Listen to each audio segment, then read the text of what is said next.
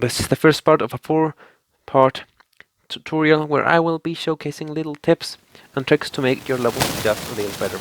I will not be taking advanced tools because if you got there then you probably are pretty good.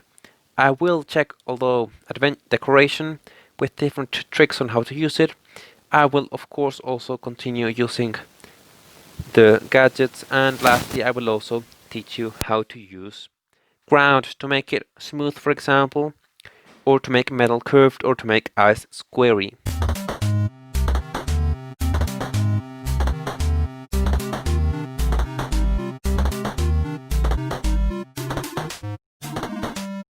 So this is the level that I'm going to be showcasing why decoration is important. So this is the level that I'm going to be using to showcase why decoration is important and different tips on how to use it. So I will first play the level normally, and then you'll see why it is important.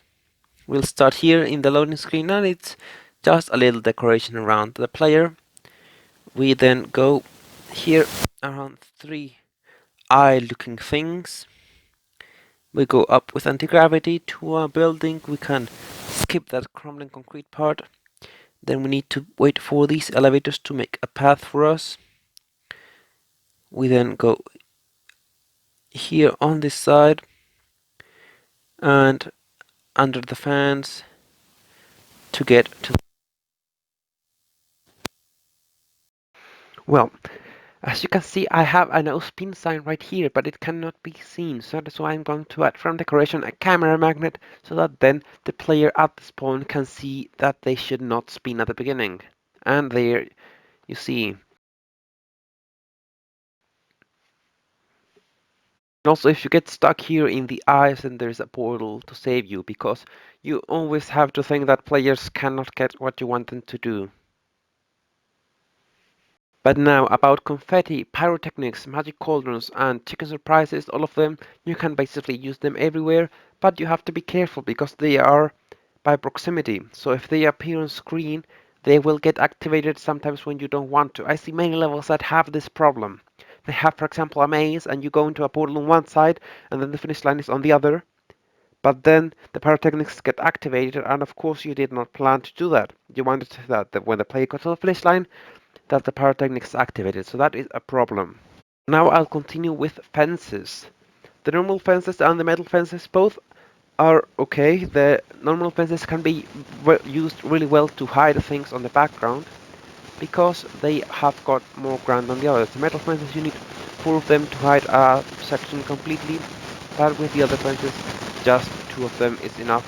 You can also do patterns like that, putting one over the other, like triangles.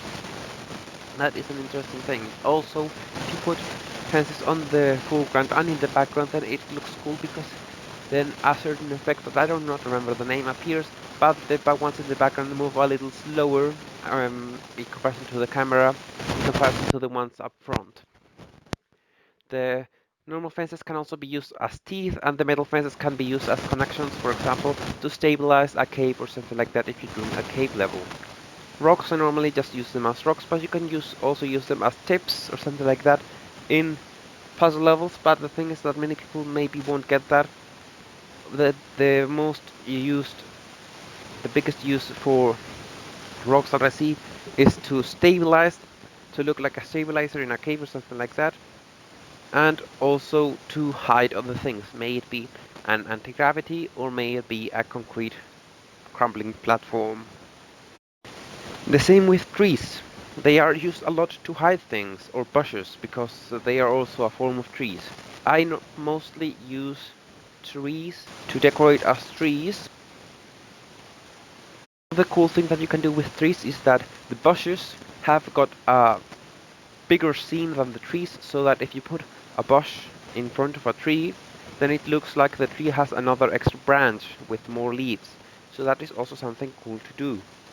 Onto the lights. I do not know why winter lights is the first object on the decoration, but maybe Deep Racing was published in a winter thing, I don't know. But I do not use winter lights at all. If you look at my levels, if you find winter lights on my levels, except for this one because I used them to showcase, Then tell me, because I really do not remember putting any winter lights in my levels except for this one. Now, finally, onto signs. Of course, the arrow signs point direction, but you can also use them to point the player that they should spin in a certain direction to get nitro in a certain levels. The more arrows you add into the circle of spinning, the clearer it will be to what direction the player has to spin. Next up is the snail sign, which of course means to go slow, but a tip for you is that I normally go full gas in most of the levels, so if you don't put many of them in a row, I will not realize that I actually have to stop or go slow. So I recommend you either putting 3 in a row or putting one biff with a lot of time, but I think that the first option is better. Next up is the stop sign, which again, just one is not enough for me because I mostly don't realize them. And another cool thing that you can do with this sign is a hexagon of stop signs, and then there is a hole. Of course, you can also do it with the snail sign, but the snail sign, I do not like it as much as the stop sign.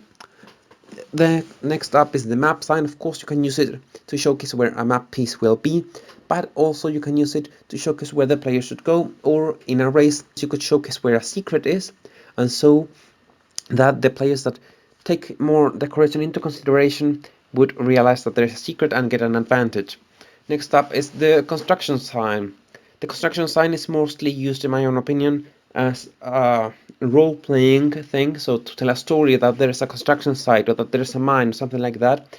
I do not see that it has many uses other than that. The danger sign, it means that there's danger coming soon. If it is a real danger, then I recommend you putting more than one again. Of course, you can also do shapes with every sign, with the building, with the map, with the snail, with the danger triangle sign. You can do with everything, but personally, the one that I like the most is the stop sign. I have added a bit more of decoration in this level to make it look livelier, and you can see that the trees there, for example, have been added some rocks right there, another tree there. I also added some ground behind the rocks, so the rocks not only serve as a decoration, but they also serve functionally. And then we have got here, we are close to the finish, and then there were some metal fences here, and here are some normal fences, and then we get to the finish line. That was the edited level. Thank you, Maxis, for watching, and keep being the Max.